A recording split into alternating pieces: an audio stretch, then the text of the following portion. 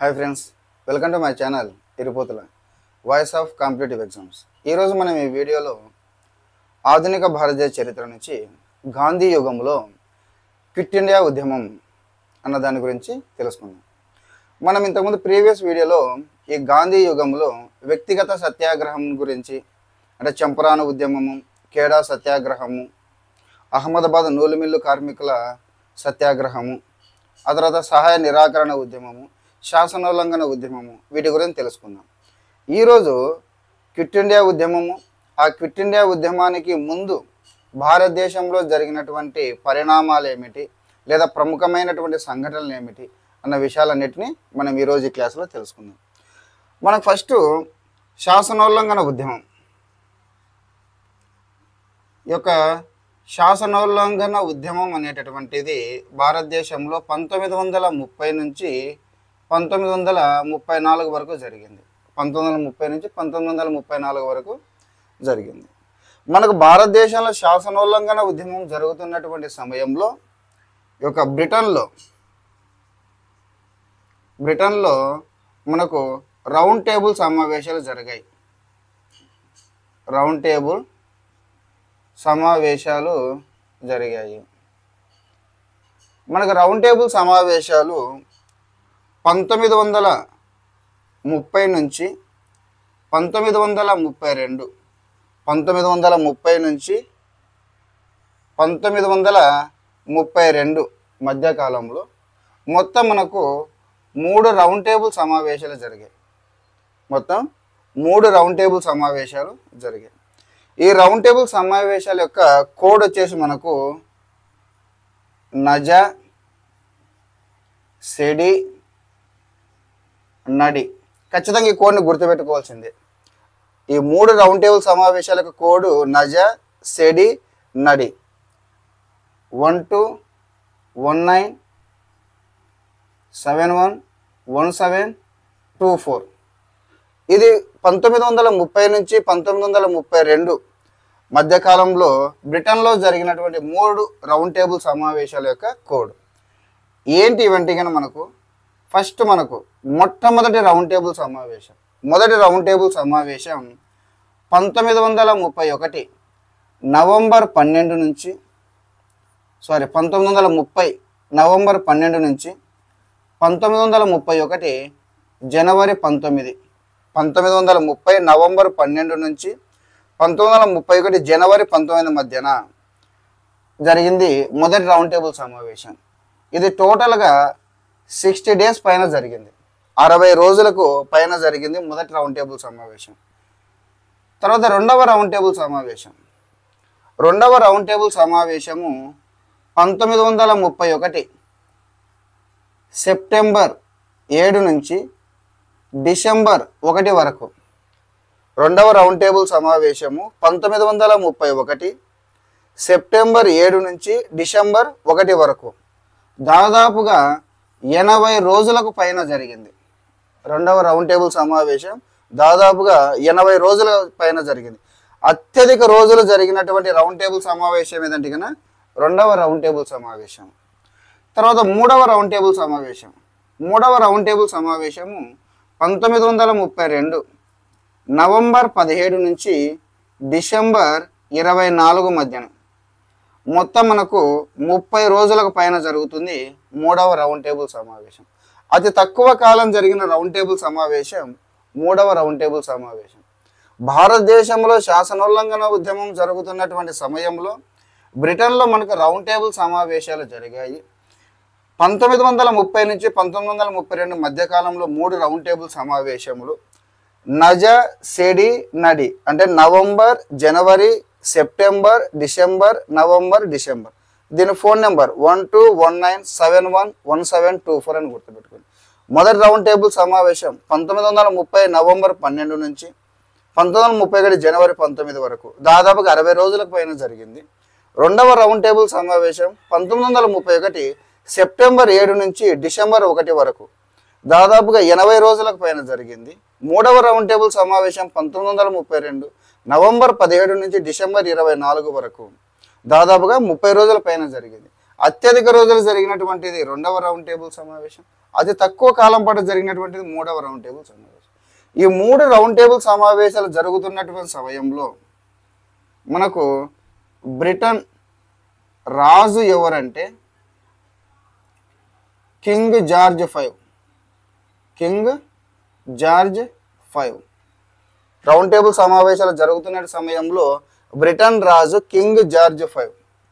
అదేవిధంగా బ్రిటన్ ప్రధానమంత్రి, బ్రిటన్ ప్రధాని ఎవరంటే కనుక రామ్సే మెక్డొనాల్డ్. Ramsay MacDonald. రాజు ఏమో కింగ్ జార్జ్ V, బ్రిటన్ ప్రధాని రామ్సే మెక్డొనాల్డ్. ఇక 3 సమావేశాలు కూడా లండన్లోని జేమ్స్ ప్యాలెస్లో నిర్వహించారు. ఎక్కడ జరిగినాయి? జేమ్స్ ప్యాలెస్లో నిర్వహించారు. రాజు కింగ్ జార్జ్ V, బ్రిటన్ ప్రధాని రామ్సే మెక్డొనాల్డ్ 3 సమావేశాలు కూడా లండన్లోని జేమ్స్ ప్యాలెస్లో నిర్వహించడం జరిగింది. మనం ఎప్పుడైనా కానీ రౌండ్ టేబుల్ సమావేశాలను చార్ట్ రూపంలో రాసుకోవాలి. రౌండ్ టేబుల్ సమావేశాలను చార్ట్ రూపంలో రాసుకుంటే మనకు ఈజీగా గుర్తుంటుంది. సో మనం ఏమంటున్నాం, మొట్టమొదటి రౌండ్ టేబుల్ సమావేశం 1930 నవంబర్ 12 నుంచి 1931 జనవరి 19 వరకు జరిగింది. మొదటి రౌండ్ టేబుల్ సమావేశం జరిగింది.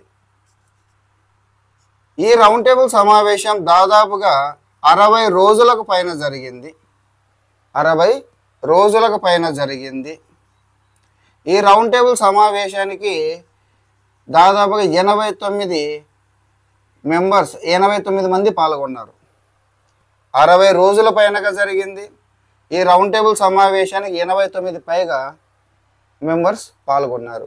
ఈ 89 మందిలో 16 మంది బ్రిటన్ ప్రతినిధులు, 57 మంది బ్రిటిష్ ఇండియా అంటే మన భారతదేశానికి చెందినటువంటి భారతీయ దేశాన్ని నుంచి వివిధ రాష్ట్రాలకు వివిధ రాజకీయ పార్టీలకు చెందినటువంటి ప్రతినిధులు, 16 మంది స్వదేశీ సంస్థానాలు ప్రిన్స్లీ స్టేట్కి సంబంధించిన ప్రతినిధులు, 16 మంది ఏమో బ్రిటన్ ప్రతినిధులు అంటే బ్రిటిష్ వారు, 57 మంది బ్రిటిష్ ఇండియా భారతదేశానికి చెందిన వివిధ రాజకీయ పార్టీలకు చెందినటువంటి ప్రతినిధులు, 16 మంది ప్రిన్స్లీ స్టేట్ స్వదేశీ సంస్థానాలకు చెందినటువంటి వారు. మనకు మొదటి రౌండ్ టేబుల్ సమావేశ టైంలో భారత రాజ్య కార్యదర్శి అంటే సెక్రటరీ ఆఫ్ స్టేట్ అంటారు, భారత రాజ్య కార్యదర్శి బిర్కెన్ హెడ్, భారత రాజ్య కార్యదర్శి Birkenhead, Governor General Lord Irwin. భారత రాజ్య కార్యదర్శి Birkenhead, Governor General Lord Irwin. మనకి సమావేశంలో ప్రధానంగా భారతదేశము సమైక్య వ్యవస్థను ఏర్పాటు చేయాలా లేదా ఏకకేంద్ర వ్యవస్థను ఏర్పాటు చేయాలా అన్న అంశం మీద, ప్రధానంగా 7 అంశాల మీద చర్చ జరిగింది. భారతదేశంలో సమైక్య వ్యవస్థను ఏర్పాటు చేయాలా లేదా ఏకకేంద్ర వ్యవస్థను ఏర్పాటు చేయాలా. అసలు రౌండ్ టేబుల్ సమావేశాలు ఎందుకు జరిగాయండి? రాజ్యాంగ సంస్కరణల కోసమే కదా. భారతదేశంలో రాజ్యాంగ సంస్కరణల కోసం ఏర్పాటు చేసినటువంటివి రౌండ్ టేబుల్ సమావేశం. సో భారతదేశంలో సమైక్య వ్యవస్థన ఏకకేంద్ర వ్యవస్థన అన్నప్పుడు మనకు ప్రధానంగా 7 అంశాలు అనేవి చర్చలోకి వచ్చాయి.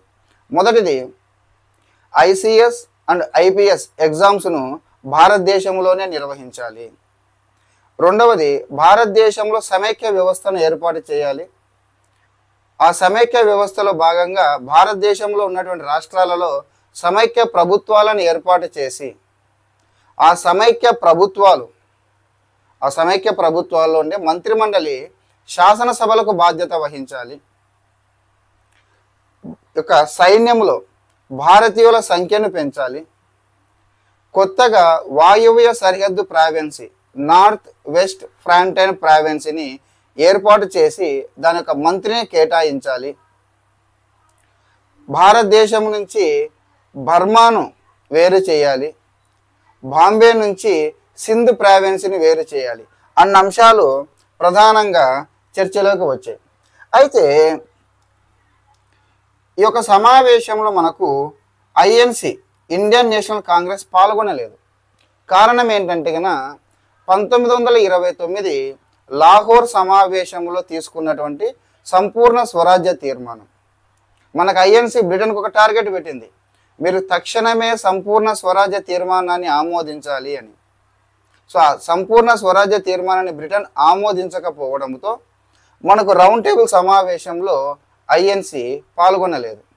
సో దాంతో బ్రిటన్ ప్రధాని రామ్సే మెక్డొనాల్డ్ లార్డ్ ఇర్విన్ని పిలిపించి, అయ్యా మనకి ఐఎన్సి లేకపోతే రౌండ్ టేబుల్ సమావేశాలు చర్చ అనేది ముందుకు సాగేటట్లు లేదు, నువ్వు వెంటనే ఇండియాకి వెళ్ళి ఈ ఐఎన్సి ప్రతినిధులతో కలిసి వారిని ఎలాగైనా ఒప్పించి రౌండ్ టేబుల్ సమావేశానికి ఆహ్వానించు అని చెప్తాడు. అప్పుడు లార్డ్ ఇర్విన్ వెంటనే స్పెషల్ ఫ్లైట్లో లండన్ నుంచి ఇండియాకి వస్తాడు. ఇండియాకి వచ్చి ఐఎన్సి ప్రతినిధులు, ఇండియన్ నేషనల్ కాంగ్రెస్ చెందినటువంటి ప్రతినిధులను పిలిచి, మీరు ఖచ్చితంగా రౌండ్ టేబుల్ సమావేశాలు పాల్గొనాలి అని అంటారు. అంటే ఐఎన్సి ప్రతినిధులు చెప్తారు, మా చేతులు ఏముందయ్యా, పోయి గాంధీని అడగాలి, మీరే గాంధీని శాసనోల్లంఘన ఉద్యమం సమయంలో గాంధీజీని అరెస్ట్ చేసి తీసుకొని వెళ్ళి పూణేలోని ఎర్రవాడ జైల్లో ఉంచారు, ప్రస్తుతం గాంధీజీ పూణేలోని ఎర్రవాడ జైల్లో ఉన్నాడు అంటారు. అప్పుడు ఇర్విన్, సరే సరే ఎలాగైనా మీరు గాంధీతో నాకు ఒక మీటింగ్ని ఏర్పాటు చేయండి అని అంటారు. దాంతో తేజ్ బహదూర్ సప్రు, ఎవరు తేజ్ బహదూర్ సప్రు మరియు జయాకర్, తేజ్ బహదూర్ సప్రు మరియు జయాకర్ మధ్యవర్తిత్వముతో గాంధీ మరియు ఇర్విన్ మధ్య చర్చలు జరుగుతాయి. దీన్నే మనము గాంధీ ఇర్విన్ ఒడంబడిక అంటాం. ఏమంటాము? గాంధీ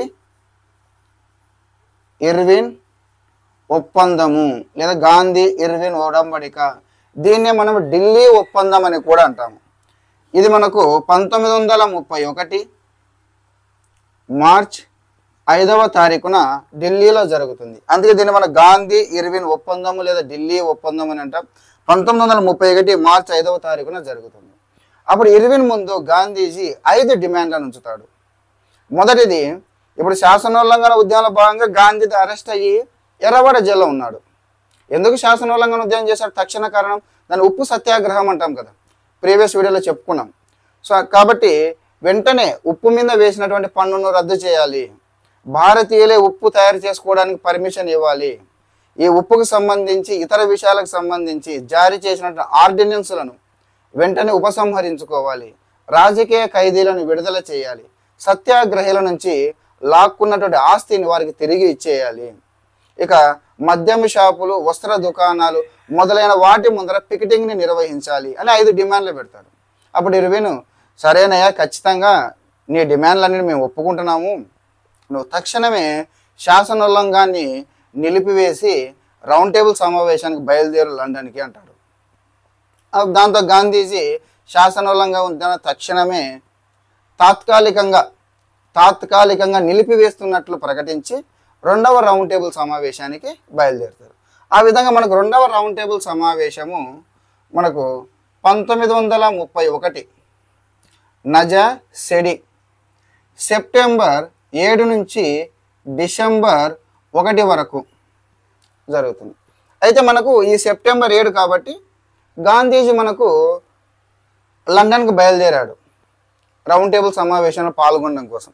ఆ సమయంలో మనకి ఇక్కడ 1931 ఐఎన్సి సమావేశము కరాచీలో జరుగుతుంది. దీనికి సర్దార్ వల్లభాయ్ పటేల్ నాయకత్వం వహిస్తాడు. 1931 ఐఎన్సి సమావేశము కరాచీలో జరుగుతుంది.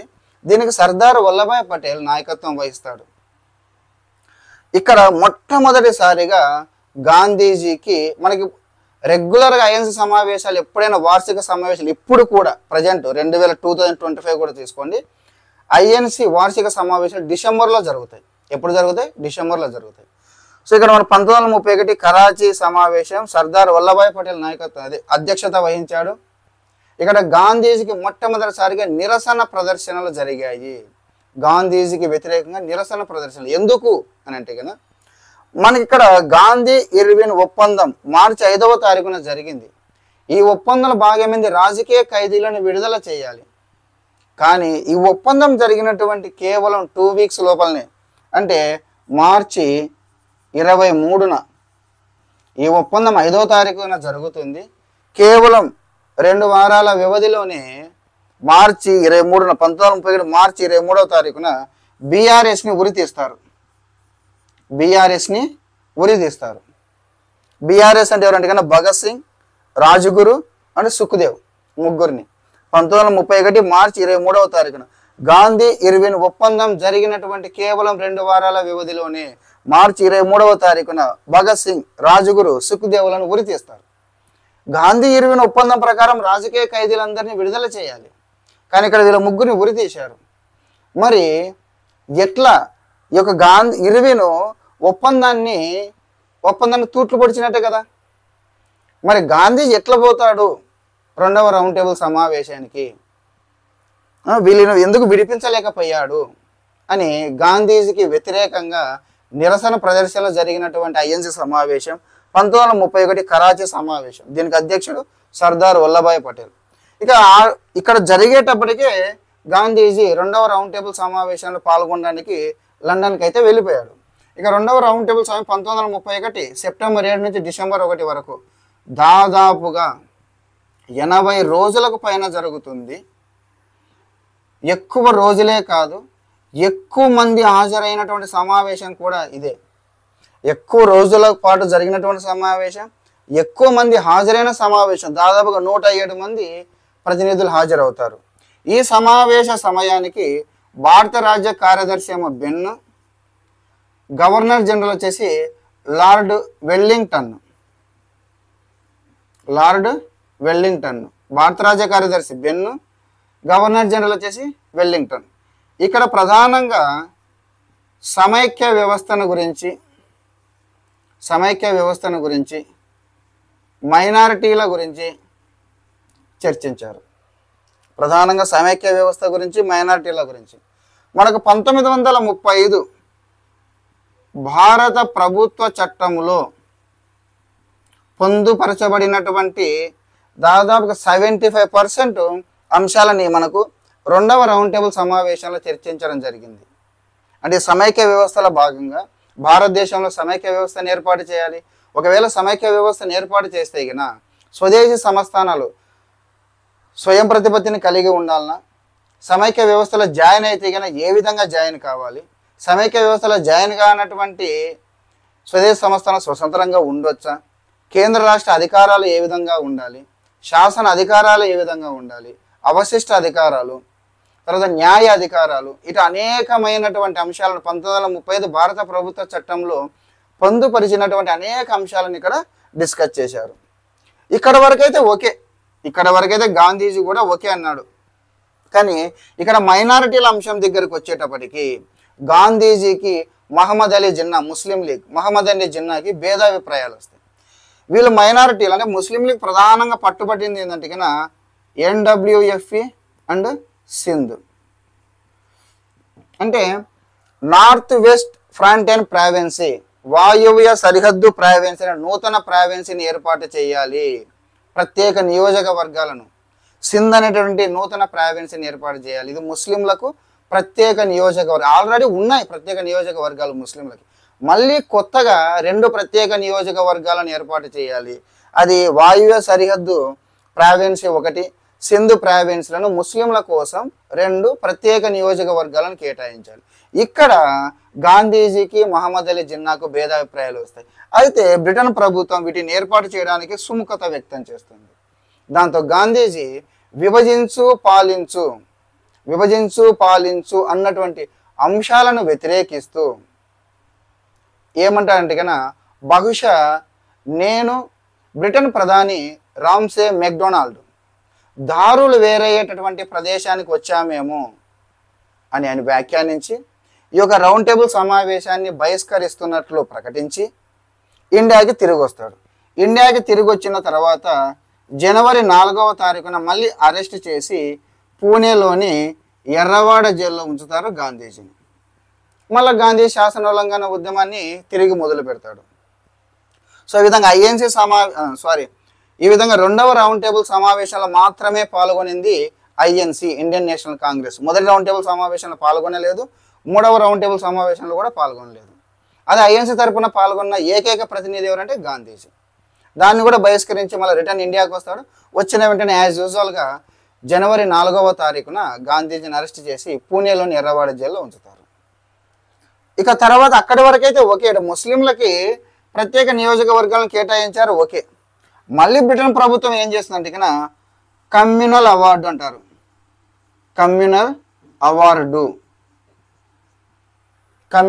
అవార్డు ఇది మనకు 1932 ఆగస్టు 16వ తారీఖున ప్రకటిస్తుంది. కమ్యూనల్ అంటే కమ్యూనిటీ, కమ్యూనల్ అవార్డు అంటే కమ్యూనిటీ.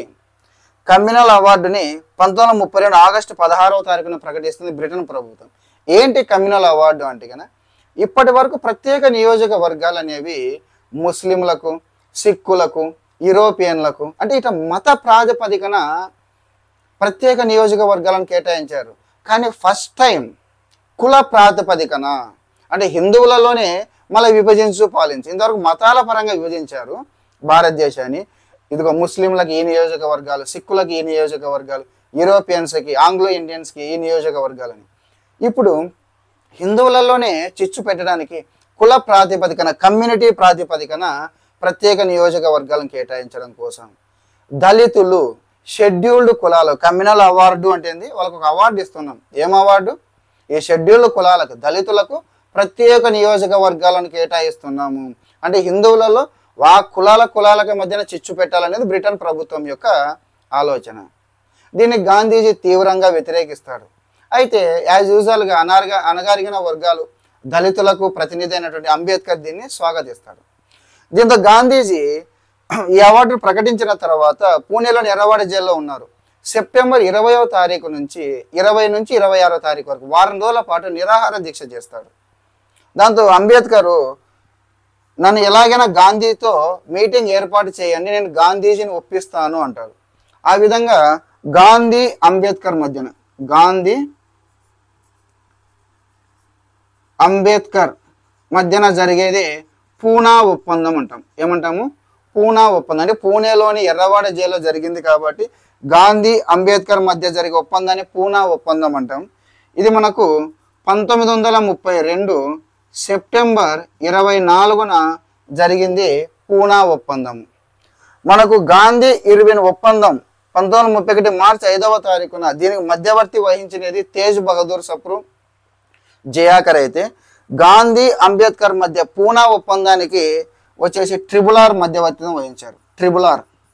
ట్రిబులార్ అంటే కన్నా రాజగోపాలాచారి, రాజేంద్ర ప్రసాద్, రాజా వీళ్ళు మధ్యవర్తిత్వంతో పూనా ఒప్పందం జరుగుతుంది. ఇక్కడ గాంధీజీ ఏమంటారంటే కన్నా ఈ యొక్క దళితులకు ప్రత్యేక నియోజకవర్గాలు కాకుండా రిజర్వేషన్ ప్రాతిపదికన దళితులకు సీట్లను కేటాయించాలంటాడు. దానికి అంబేద్కర్ కూడా ఒప్పుకుంటాడు. సో దీన్నే మనం పూనా ఒప్పందం అంటారు. ఇది మనకు 2వ రౌండ్ టేబుల్ సమావేశాన్ని గురించి. మనకు మొత్తానికైతే 3 రౌండ్ టేబుల్ సమావేశాలు అనేటటువంటివి కంప్లీట్ అవుతాయి. ఈ 3 రౌండ్ టేబుల్ సమావేశాల సారాంశ ఫలితంగా వచ్చినటువంటిది 1935 భారత ప్రభుత్వ చట్టం. 1935 భారత ప్రభుత్వ చట్టం. ఈ 1935 భారత ప్రభుత్వ చట్టం అమల్లోకి వచ్చిన తర్వాత మనకు 1936 ఐఎన్సి సమావేశం, 1936 ఐఎన్సి సమావేశం లక్నోలో జరుగుతుంది. ఎక్కడ జరుగుతుంది? లక్నోలో జరుగుతుంది. దీనికి జవహర్లాల్ నెహ్రూ అధ్యక్షత వహిస్తారు. ఈ 1936 ఐఎన్సి సమావేశంలో ఈ 1935 భారత ప్రభుత్వ చట్ట తిరస్కరణ లేదా బహిష్కరణ తీర్మానాన్ని ఆమోదిస్తారు. అంటే 1935 భారత ప్రభుత్వ చట్టాన్ని ఒప్పుకోరు. తర్వాత 1937 ఐఎన్సి సమావేశం మనకు ఫైజాపూర్ మహారాష్ట్రలో జరుగుతుంది. దీనికి కూడా జవహర్లాల్ నెహ్రూ అధ్యక్షత వహిస్తాడు. దీని యొక్క ప్రత్యేకత ఏమిటంటే కన్నా గ్రామంలో జరిగిన ఏకైక ఐఎన్సి సమావేశం, గ్రామంలో జరిగినటువంటి ఏకైక ఐఎన్సి సమావేశం ఏదంటే కదా 1937 ఫైజాపూర్లో జరిగిన ఐఎన్సి సమావేశం. దీనికి జవహర్లాల్ నెహ్రూ అధ్యక్షత వహిస్తాడు. మనకి 1935 భారత ప్రభుత్వ చట్టం ప్రకారం మొదట వీళ్ళు తిరస్కరించినప్పటికీ ఆ తర్వాత వారి యొక్క అభిప్రాయాన్ని మార్చుకొని ఐఎన్సి ఎన్నికల్లో పోటీ చేస్తుంది. 1937లో భారతదేశంలో ఎన్నికలు జరుగుతాయి. ఈ ఎన్నికల్లో మొత్తం 11 రాష్ట్రాలలో 8 రాష్ట్రాలు కాంగ్రెసు, 3 రాష్ట్రాలు ముస్లిం లీగ్. 8 రాష్ట్రాల్లో కాంగ్రెసు, 3 రాష్ట్రాలలో ముస్లిం లీగ్ ప్రభుత్వాలు ఎన్నికవుతాయి. మనకు ప్రజెంట్ ఎలాగైతే కన్నా భారతదేశంలో 28 రాష్ట్రాలు, 8 కేంద్రపాలిత ప్రాంతాలు ఉన్నాయో, ఈ సమయానికి భారతదేశంలో 11 రాష్ట్రాలు, 4 కేంద్రపాలిత ప్రాంతాలు ఉన్నాయి. ఈ 11 రాష్ట్రాలను ఏమని పిలిచేవారంటే కన్నా బ్రిటిష్ గవర్నర్ ప్రావిన్సీలు అని పిలిచేవారు. 4 కేంద్రపాలిత ప్రాంతాలని బ్రిటిష్ చీఫ్ కమిషనర్ల ప్రావిన్స్లని పిలిచేవారు. ఇక మొత్తానికైతే కన్నా 8 రాష్ట్రాల కాంగ్రెస్ ప్రభుత్వం ఏర్పడింది, 3 రాష్ట్రాల ముస్లిం లీగ్ ప్రభుత్వం ఏర్పడింది. అయితే గాంధీజీకి ఈ కార్యక్రమాలన్నీ నచ్చవు. ఎందుకంటే పోటీ చేయడం, చట్టసభల్లోకి వెళ్ళడాలు ఇవన్నీ గాంధీజీకి నచ్చవు. సంపూర్ణ స్వరాజ్యం కోసం పోరాడాల్సిందే, భారతదేశానికి స్వాతంత్రం తీసుకొని రావాలి. అందుకే ఈ ఎన్నికల సమయంలో గాంధీ ఏ సమావేశంలో కూడా పాల్గొనడు, ఎటువంటి చర్చలలో కూడా పాల్గొనడు. ఆ తర్వాత మనకు 1938 ఐఎన్సి సమావేశము హరిపురా, గుజరాత్లోని హరిపురాలో జరుగుతుంది. ఈ సమావేశానికి సుభాష్ చంద్రబోస్ ఏకగ్రీవంగా ఎన్నిక కాబడతాడు అధ్యక్షుడిగా.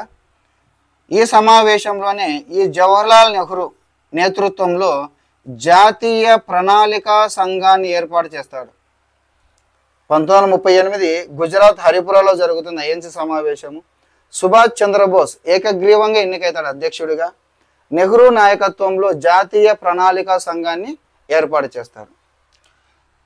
నెక్స్ట్ 1939 నెక్స్ట్ ఈ విధంగా ఎన్నికలు కావడము, వీళ్ళు చర్చించ ఇవన్నీ జరుగుతున్నటువంటి సమయంలో 1939లో రెండో ప్రపంచ యుద్ధము భారతీయులతో ఎటువంటి సంప్రదింపులు లేకుండా బ్రిటన్ ప్రభుత్వము లార్డ్ లిన్లిత్గో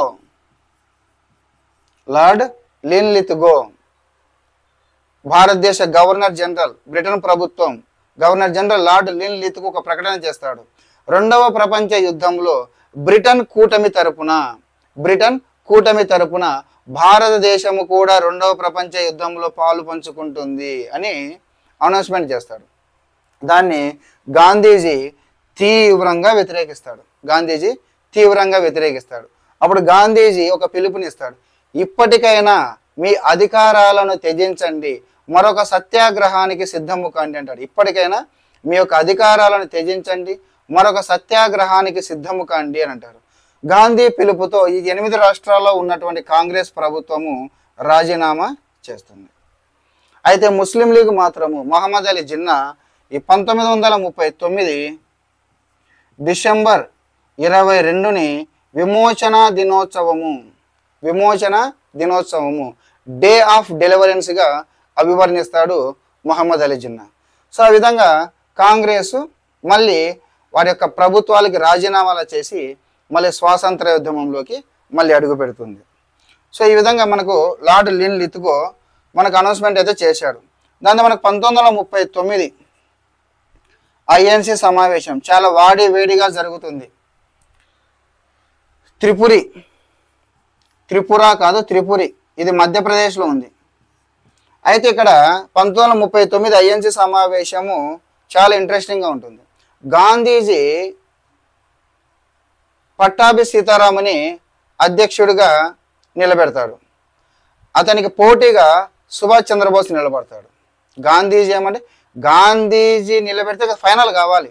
మామూలుగా అయితే గాంధీజీ అధ్యక్షుడిగా పట్టాభి సీతారాం నిలబెడితే అతనికి పోటీగా సుభాష్ చంద్రబోస్ నిలబడతాడు. కానీ అనూహ్యంగా గాంధీ నిలబెట్టిన పట్టాభి సీతారాం ఓడిపోతాడు, సుభాష్ చంద్రబోస్ ఎన్నికైతాడు. ఆ విధంగా ఈ యొక్క ఐఎన్సీ సమావేశానికి మళ్ళీ సుభాష్ చంద్రబోసే నాయకత్వం వహిస్తాడు. ఇక్కడ సుభాష్ చంద్రబోస్ ఒక వర్కింగ్ కమిటీని ఏర్పాటు చేస్తాడు. స్వాతంత్రోద్యమానికి సంబంధించి విధి విధానాల రూపకల్పన కోసం ఒక వర్కింగ్ కమిటీని ఏర్పాటు చేస్తాడు. అయితే అది గాంధీజీ దాన్ని వ్యతిరేకిస్తాడు. దాంతో సుభాష్ చంద్రబోస్ ఐఎన్సీకి, ఇండియన్ నేషనల్ కాంగ్రెస్కి రాజీనామా చేసేసి ఫార్వర్డ్ బ్లాక్ అనేటువంటి నూతన పార్టీని స్థాపిస్తాడు.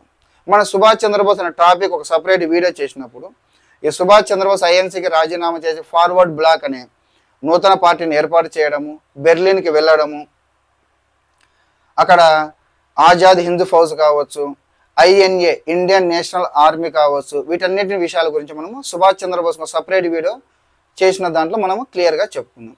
మొత్తానికి అయితే ఇక్కడ సుభాష్ చంద్రబోస్ గాంధీ తీసుకున్న నిర్ణయాన్ని వ్యతిరేకించేసి ఐఎన్సీకి రాజీనామా చేసి ఫార్వర్డ్ బ్లాక్ అనేటువంటి నూతన పార్టీని ఏర్పాటు చేస్తాడు. నెక్స్ట్ మనకు 1940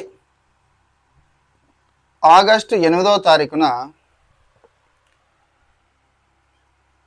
లిన్ లిత్గో కొన్ని ప్రతిపాదనలు చేస్తాడు. వీటిని మనము ఆగస్టు ప్రతిపాదనలు అంటాం. ఏమంటాము? ఆగస్టు ప్రతిపాదనలు అంటాం. 1940 ఆగస్టు 8వ తారీఖున లిన్ లిత్గో కొన్ని ప్రతిపాదనలు చేస్తాడు. వీటిని మనం ఆగస్టు ప్రతిపాదనలు అంటాం.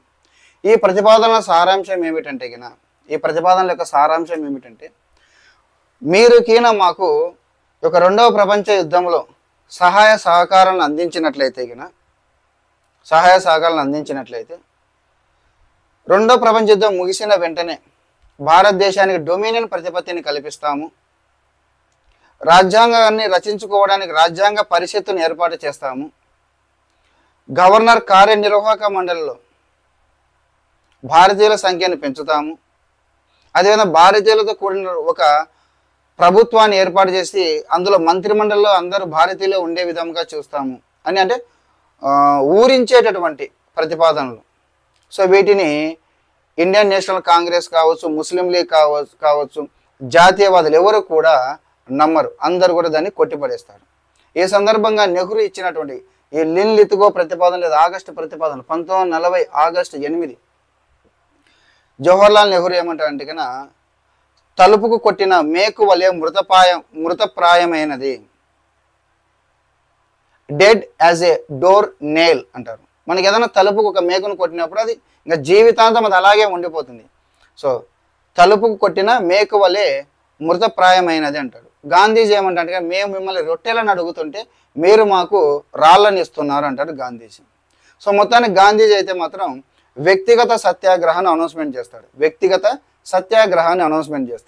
ఆ విధంగా మనకి వ్యక్తిగత సత్యాగ్రహం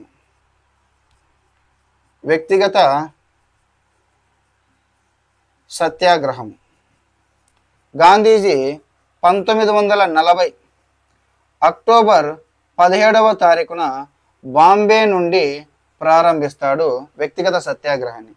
మనకు మొదటి సత్యాగ్రహి ఎవరంటే వినోబా భావే. మొదటి సత్యాగ్రహి వినోబా భావే. రెండవ సత్యాగ్రహి జవహర్లాల్ నెహ్రూ. మూడవ సత్యాగ్రహి బ్రహ్మదత్. మనకు మొదటి సత్యాగ్రహి వినోబా భావే, రెండవ సత్యాగ్రహి జవహర్లాల్ నెహ్రూ, మూడవ సత్యాగ్రహి బ్రహ్మదత్. సో గాంధీజీ ఈ యొక్క వ్యక్తిగత సత్యాగ్రహం 1940 అక్టోబర్ 17వ తారీఖున బాంబే నుంచి ప్రారంభించాడు. సో మనకు 1940 ఐఎన్సీ సమావేశము జార్ఖండ్లోని రామ్నగర్లో జరుగుతుంది.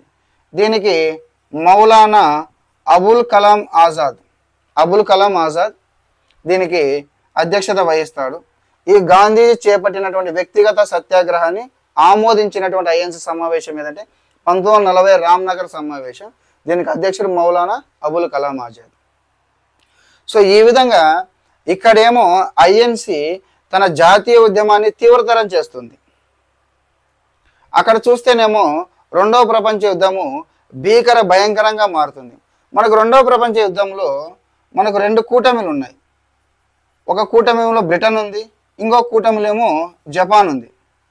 రోజు రోజుకి జపాన్ ప్రాబల్యం అనేది పెరిగిపోతుంది. రెండో ప్రపంచ యుద్ధంలో జపాన్ ప్రాబల్యం రోజు రోజుకి పెరిగిపోతుంది. దాంతో బ్రిటన్ మీద అమెరికా, రష్యా, ఆస్ట్రేలియా ఇటువంటి దేశాలన్నీ కూడా ఒత్తిడి తీసుకొని వస్తాయి. మనము పల్లెటూరులో ఒక వర్డ్ వాడుతుంటాం, ఇంకా ఉద్దరికి దొరికినారా అంటాం, ఉద్దరికి దొరికినారా వర్డ్ అంటాం. సో ఆ విధంగా వీరందరికీ ఉద్దరికి దొరికిన సైన్యం ఏదంటే భారతీయ సైన్యమే. కాబట్టి ఖచ్చితంగా భారతీయ సైన్యాన్ని రెండవ ప్రపంచ యుద్ధంలో ఇన్వాల్వ్ చేయ, మాకు కావాలి, మా దేశానికి పంపించు భారతీయ సైన్యాన్ని అని విన్స్టన్ చర్చిల్ మీద ఎక్కువ ఒత్తిడి తీసుకొని వస్తాయి ఈ అమెరికా, రష్యా, ఆస్ట్రేలియా ఇటువంటి దేశాలు. దాంతో విన్స్టన్ చర్చిల్, బ్రిటన్ ప్రధాని విన్స్టన్ చర్చిల్ క్రిప్స్ కమిటీ, ఏది క్రిప్స్ కమిటీ, ఈ కమిటీలో ఒక క్రిప్స్ చైర్మన్గా లారెన్స్ అండ్ అలెగ్జాండర్ సభ్యులుగా ఉంటారు. క్రిప్స్ చైర్మన్గా లారెన్స్ మరి అలెగ్జాండర్ సభ్యులుగా క్రిప్స్ కమిటీని ఏర్పాటు చేసి, మీరు ఎలాగైనా ఇండియాకి వెళ్ళి ఇండియా వాళ్ళతో, భారతీయులతో సంప్రదించి రెండో ప్రపంచ యుద్ధంలో వాళ్ళు పాల్గొనే విధముగా చేయండి అని ఒక క్రిప్స్ రాయబారం, ఏమంటాము క్రిప్స్ రాయబారం, దీన్నే మనం ఏమంటామంటే క్రిప్స్ రాయబారం అంటాము. క్రిప్స్ రాయబారము 1942 మార్చి 11వ తారీఖున బ్రిటన్ నుంచి మనకు క్రిప్స్ రాయబారం, క్రిప్స్ కమిటీని ఏర్పాటు చేస్తాడు విన్స్టన్ చర్చిల్. వీళ్ళు మనకు 1942 మార్చి 23వ తారీఖున ఇండియాకు వస్తాడు. ఈ యొక్క ఐఎన్సి, ముస్లిం లీగ్, ఇతర రాజకీయ పార్టీలు, జాతీయవాదులు వీరందరితో చర్చించడానికి మనకి ఇండియాకి వస్తాడు. మనకు అసలు ఈ క్రిప్స్ రాయబారం, క్రిప్స్ కమిటీని ఏర్పాటు చేయడానికి కారణాలు ఏమిటి? ప్రధానంగా 5 కారణాలు ఉన్నాయి. మొదటి ఏంది? రెండవ ప్రపంచ యుద్ధం జరుగుతుంది, ప్రధాన కారణం. తర్వాత ఇందులో జపాన్ ప్రాబల్యం రోజు రోజుకి పెరిగిపోవడం, ఈ బ్రిటన్ మీద, విన్స్టన్ చర్చిల్ మీద అమెరికా, రష్యా, ఆస్ట్రేలియా వంటి దేశాలు ఒత్తిడి తీసుకురావడం. అట్ ద సేమ్ టైం ఇక్కడ ఐఎన్సి తన పందాన్ని మార్చుకొని జాతీయ ఉద్యమాన్ని తీవ్రతరం చేస్తుంది, భారతీయులలో చైతన్యం రావడం. సో ఈ 5 కారణాల వలన వాళ్ళతో వెళ్ళి చర్చించమని పంపించినదే క్రిప్స్ రాయబారము. ఎవరు సభ్యులు? ఎవరు? క్రిప్స్, లారెన్స్ అండ్ అలెగ్జాండర్. వీరు ఇండియాకు వచ్చి మార్చి 23వ తారీఖున ఐఎన్సి, తర్వాత ముస్లిం లీగ్, ఇట్లా వివిధ రాజకీయ పార్టీలను పిలిపించి చర్చలు జరుపుతారు. అయితే క్రిప్స్ రాయబారాన్ని వ్యతిరేకించిన వ్యక్తి గాంధీజీ. క్రిప్స్ రాయబారాన్ని ఆహ్వానించింది, సరే రాని, వాళ్ళు వచ్చి ఏం చెప్తారు, ఏం డిస్కస్ చేస్తారో, డిస్కషన్ అయిపోయిన తర్వాత మనం నిర్ణయం చెప్దాం అని దాన్ని ఆహ్వానించింది రాజగోపాలాచారి, జవహర్లాల్ నెహ్రూ, మహమ్మద్ అలీ జిన్నా. సో క్రిప్స్ రాయబారం వస్తుంది. వాళ్ళు మనకు జాతీయవాదుల ముందర, వివిధ రాజకీయ పార్టీల ముందర కొన్ని ప్రతిపాదనలను ఉంచడం జరుగుతుంది. భారతదేశానికి డొమినియన్ ప్రతిపత్తిని కల్పిస్తాము, రాజ్యాంగాన్ని రచించుకోవడానికి రాజ్యాంగ పరిషత్తుని ఏర్పాటు చేస్తాము, సమైక్య వ్యవస్థను ఏర్పాటు చేసి ఈ యొక్క స్వదేశీ సంస్థానాలు భారతదేశంలో జాయిన్ కావచ్చు, లేదా స్వతంత్రంగానైనా కానీ ఉండొచ్చు. తర్వాత బ్రిటిష్ కార్యనిర్వాహక మండలిలో భారతీయులకే స్థానాన్ని కల్పిస్తాము. తర్వాత స్వయం పాలనా ప్రభుత్వాన్ని ఏర్పాటు చేస్తాము. ఇటువంటి ప్రతిపాదనలను ఉంచుతుంది. మాకు ఇవన్నీ అవసరం లేదు, మాకు స్వరాజ్యం, ఇండిపెండెన్స్ కావాలని రాజకీయ పార్టీలు కూడా క్రిప్స్ రాయబారాన్ని వ్యతిరేకిస్తారు.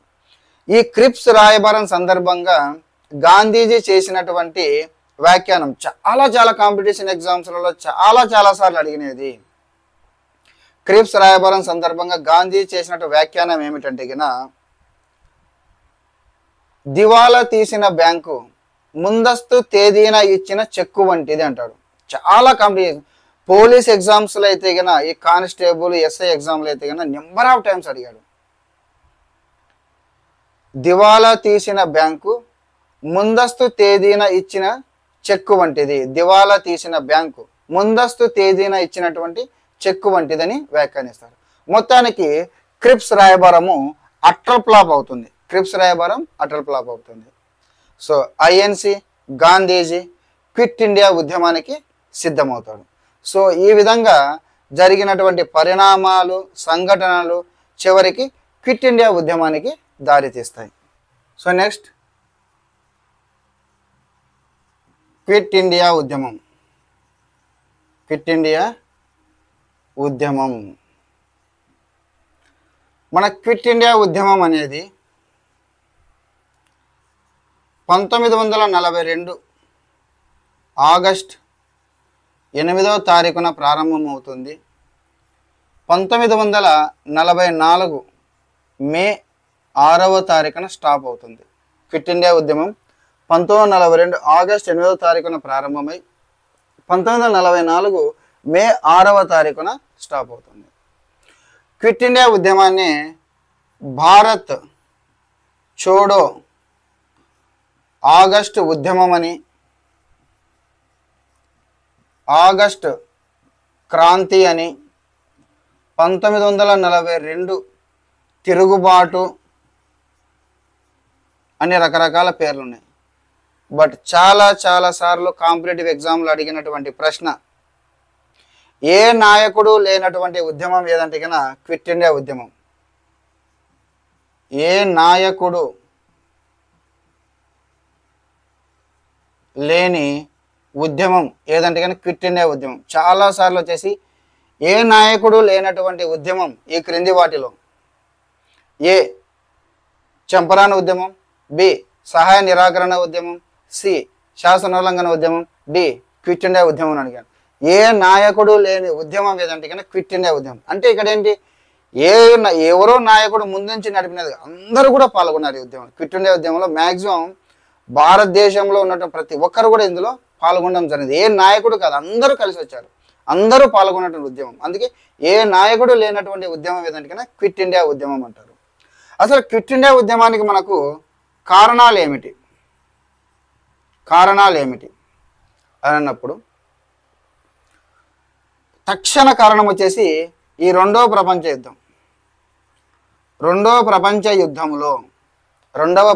యుద్ధంలో భారతీయుల యొక్క ఎటువంటి ఇన్ఫర్మేషన్ ఇవ్వకుండా, భారతీయులకు ఎటువంటి సంప్రదింపులు లేకుండా బ్రిటన్ ప్రభుత్వము భారతదేశం రెండవ ప్రపంచ యుద్ధంలో పాల్గొంటుంది అని అనౌన్స్మెంట్ చేయడము. సో తద్వారా అంతేకాకుండా భారతీయ సైనికులు అనేక మందిని తీసుకువెళ్ళి మనకు ఇతర దేశాల్లో ఇక్కడ మనకు యుద్ధం చేస్తున్నప్పుడు జపాన్ కొన్ని వేల మంది భారత సైనికుల్ని పట్టుకున్నారు. జపాన్ కొన్ని వేల మంది భారత సైనికుల్ని చనిపోయారు, ప్రాణాలు అర్పించారు. సో తర్వాత కొంతమందిని బందీలుగా దొరికారు. ఇది మనకు తక్షణ కారణం, రెండవ ప్రపంచ యుద్ధము. ఇక రెండవది ప్రధానమైనటువంటిది, భారతదేశానికి సంపూర్ణ స్వాతంత్రం కావాలి. రెండవది అది. సో రెండవ కారణం వచ్చేసి భారతదేశానికి సంపూర్ణ స్వాతంత్రం కావాలి. సో దీంతో మొదలవుతుంది మనకు క్విట్ ఇండియా ఉద్యమం అనేటటువంటిది. 1942 ఆగస్టు 8వ తారీఖున బాంబేలో ఉన్నటువంటి గోవాలియా చెరువు మైదానం, ఏమంటాము గోవాలియా చెరువు మైదానము నుండి గాంధీజీ అశేష జనవాహిని ఉద్దేశించి మాట్లాడుతూ డూ ఆర్ డై అనే నినాదాన్ని ఇస్తాడు. మనం ప్రీవియస్ క్లాస్ చెప్పుకున్నాం. శాసనోల్లంఘన ఉద్యమంలో ఇచ్చినటువంటిది ఏంటి, fight for finish. Quit India ఉద్యమంలో ఇచ్చే నినాదం డూ ఆర్ డై. ఈ డూ ఆర్ డై అనేటటువంటి నినాదాన్ని గాంధీజీ టెన్నిసన్ రచించినటువంటి charge of the light brigade, ఎక్కడి నుంచి గ్రహించాడు దీన్ని గాంధీజీ? టెన్నిసన్ రచించినటువంటి charge of the light brigade అంటాం అనే పద్యం నుంచి గ్రహించాడు గాంధీజీ. డూ ఆర్ డై నినాదాన్ని టెన్నిసన్ రచించినటువంటి charge of the light brigade అనే పద్యం నుంచి గ్రహించాడు. ఇదే సమయంలో మహమ్మద్ అలీ జిన్నా ఇచ్చిన నినాదం ఏంటంటే కన్నా డివైడ్ అండ్ క్వైట్. గాంధీజీ ఏమో డూ ఆర్ డై నినాదాన్ని ఇస్తే Muhammad Ali Jinnah divide and quit అనే నినాదాన్ని ఇచ్చాడు. ఇక మొత్తానికైతే కన్నా దేశమంతటా కూడా ఈ క్విట్ ఇండియా గాంధీజీ పిలుపుతో ప్రతి ఒక్కరు, ప్రతి నాయకుడు ఇందులో పాల్గొన్నారు. ఇక క్విట్ ఇండియా ఉద్యమం అనేది భయంకరంగా మొదలవుతుంది. దాంతో ఆగస్టు 8వ తారీఖు మొదలైంది కదా, ఆగస్టు 10వ తారీఖున ఐఎన్సిని నిషేధిస్తుంది. బ్రిటన్ ప్రభుత్వము ఐఎన్సిని నిషేధిస్తుంది. అంతేకాకుండా ఈ ఉద్యమంలో ప్రముఖమైనటువంటి నాయకులందరూ ఎక్కడికక్కడ అరెస్ట్ చేసి జైళ్ళలో ఉంచుతారు. గాంధీజీని ఆగాఖాన్ ప్యాలెస్లో బందీగా ఉంచుతారు. ఇది very very important, Aga Khan palace. ఎందుకంటే కన గాంధీజీని అరెస్ట్ చేసిన ప్రతిసారి బ్రిటన్ ప్రభుత్వము పూణేలోని ఎర్రవాడ జైల్లో ఉంచుతుంది. చంపారణ్ ఉద్యమం సందర్భంగా కావచ్చు, సహాయ నిరాకరణ ఉద్యమం సందర్భంగా కావచ్చు, శాసనోల్లంఘన ఉద్యమంలో కావచ్చు, రౌండ్ టేబుల్ సమావేశాన్ని బహిష్కరించిన సమయంలో కావచ్చు, ఎప్పుడైనా పూణేలోని ఎర్రవాడ జైల్లో ఉంచుతుంది. కానీ ఫస్ట్ టైము క్విట్ ఇండియా ఉద్యమంలో పూణేలో ఉన్నటువంటి ఆగాఖాన్ ప్యాలెస్లో బంధిస్తుంది గాంధీజీని. ఇక ఐఎన్సి మీద నిషేధం విధించింది. ప్రముఖ నాయకులందరినీ అరెస్ట్ చేస్తూ పోతుంది. సో దాంతో ఇక ఉద్యమం బలహీన పడిపోతున్న సమయంలో కొంతమంది నాయకులు, ముందుండి నడిపిన నాయకులు ఎవరంటే కన్నా అరుణ అసఫ్ అలీ. ఈమెని లేడీ. అరుణ అసఫ్ అలీ అంటే జంట్ కాదు, లేడీ. అరుణ అసఫ్ అలీని క్విట్ ఇండియా నాయకి అంటారు. ఏమంటారు? అరుణ అసఫ్ అలీని క్విట్ ఇండియా నాయకి అంటారు. బ్రిటిష్ వారితో చాలా పోరాడింది. పోరాటం అంటే కత్తులు తీసుకొని యుద్ధం చేయడం కాదు, ఈ విధంగా నిరసన ప్రదర్శన చేయడం, ఇవన్నీ చేసింది అరుణ అసఫ్ అలీ. ఈమెను క్విట్ ఇండియా నాయకి అంటారు. తర్వాత రహస్య రేడియోని నడిపారు. ఎవరెవరంటే కన ఉత్తరప్రదేశ్ కేంద్రముగా మదన్ మోహన మాలవ్య, బాంబే కేంద్రముగా ఉషా మెహతా, ఈ బాంబే మరియు పూణే కేంద్రముగా రామ్ మనోహర్ లోహియా. వీళ్ళు రహస్య రేడియోని కూడా నడిపారు క్విట్ ఇండియా ఉద్యమంలో భాగంగా. ఈ ఉద్యమంలో మరణించిన ప్రముఖులు ఎవరు అంటే కన Gandhi wife Kasturba Gandhi, Gandhi personal secretary, Gandhiji personal secretary Mahadev Desai. వీరు ఈ ఉద్యమం సమయంలోనే మరణించారు. అయితే ఈ ఉద్యమం అనేది పీక్ స్టేజ్కి వెళ్తుంది, కానీ ఐఎన్సి మాత్రమే ఎక్కువగా ఇన్వాల్వ్మెంట్ అవుతుంది. ముస్లిం లీగ్ డివైడ్ అండ్ క్వైట్, మాకు ప్రత్యేక పాకిస్తాన్ కావాలనే నినాదంతో ఈ ఉద్యమంలో పాలు పంచుకోదు. ఈ ఉద్యమాన్ని తిరస్కరించినటువంటి వారు ఎవరంటే కన్నా ముస్లిం లీగు, హిందూ మహాసభ, కమ్యూనిస్ట్ పార్టీ, రాష్ట్రీయ స్వయం సేవక్ సంఘ్, ఇట్లా మిగతా అన్ని కూడా దీన్ని తిరస్కరించాయి. మనం వెళ్తున్నటువంటి పద్ధతి కరెక్ట్ కాదు. అందరము కలిసి అందరం చర్చించి ఒక నిర్ణయం తీసుకోవాలని. సో ఈ విధంగా మనకు పీక్ స్టేజ్కి వెళ్తున్న సమయంలో మిగతా పార్టీలకు సరైన సపోర్ట్ లేకపోవడం, మాత్రం ఇప్పటికే దాదాపు 70% బ్రిటన్ ప్రభుత్వం మీద విజయం సాధించినట్టే క్విట్ ఇండియా ఉద్యమంలోనే భారతీయులు. కాదు మిగతా పార్టీలు, మిగతా జాతీయ నాయకులను కూడా మనం కలుపుకొని వెళ్ళాలి అన్న ఉద్దేశంతో గాంధీజీ మీద చాలా ఒత్తిడి వస్తుంది ఈ సమయంలో. సో ఆ విధంగా మనము మిగతా పార్టీలను కలుపుకొని వెళ్ళి మరొక కార్యాచరణ ప్రణాళికను మనము తయారు చేద్దాము అని 1944 మే 6వ తారీఖున క్విట్ ఇండియా ఉద్యమాన్ని నిలిపివేస్తున్నట్లు ప్రకటిస్తారు. లేకుంటే అప్పుడే మనకు మిగిలిన రాజకీయ పార్టీలు, మిగతా వ్యక్తులు, మిగతా జాతీయవాదులు అందరూ కూడా ఏకమై ఉంటే కన్నా మోడర్న్ ఇండియన్ హిస్టరీ, భారత స్వాతంత్ర సంగ్రామం మరొక రూట్ తీసుకునేది.